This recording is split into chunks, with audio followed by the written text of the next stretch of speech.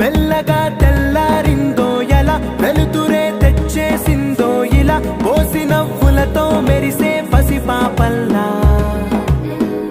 చేదతో బావులలో గలగల చెరువులో బాతుల ఈతల కళ చేదుగా ఉన్న వేపను నమిలే వేళ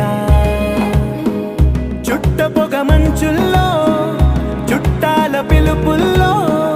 మాటలే కలిపేస్తూ మనసారా మమతల్ని పండించి